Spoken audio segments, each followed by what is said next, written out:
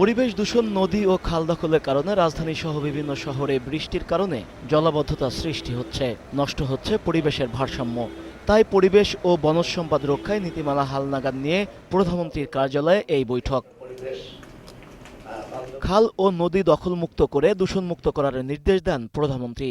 Banani lake, এই lake, Segunbagicha খাল, ধোলাই খাল, শান্তিনগর খাল কোনোটাই নাই, সবই বক্স কালভার্ট অথবা এগুলি করা, যার ফলে জলাবদ্ধতা হবে। আর বাড়িঘর যখন কেউ বানায়, ড্রেনের জায়গাও রাখে না, কোনো জায়গায় রাখে না, সরকারি নিয়মও মানে না। বন ও পরিবেশ ধ্বংসে বিগত সরকারগুলোর পথে বর্তমান সরকার হাঁটেনি উল্লেখ করে বর্তমান সরকারের বিভিন্ন উদ্যোগ, অর্জন ও পরিকল্পনা তুলে ধরেন প্রধানমন্ত্রী।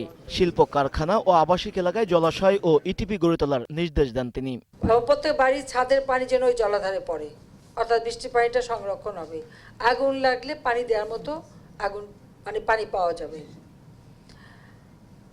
যেখানে শিল্পাঞ্চল হবে, প্রত্যেক শিল্পাঞ্চলে জলাধার থাকবে।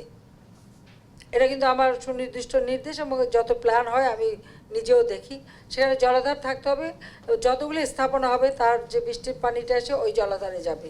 দূষণ রোধে কৌশল, প্রযুক্তি ও মাঠ পর্যায়ের তৎপরতায় সমন্বয় আনতে কার্যকর উদ্যোগ বাস্তবায়নে কমিটিকে সুপারিশ চূড়ান্তের তাগিদ দেন প্রধানমন্ত্রী।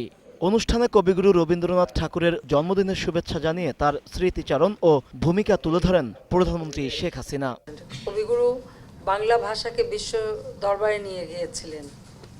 এর আগে সকাল 10টায় প্রধানমন্ত্রীর কার্যালয়ে সৌজন্য সাক্ষাৎ করেন বাংলাদেশে নিযুক্ত ইউরোপীয় ইউনিয়নের রাষ্ট্রদূত পিয়ার মেইডন। মামুন রশিদ, 21 টেলিভিশন, ঢাকা।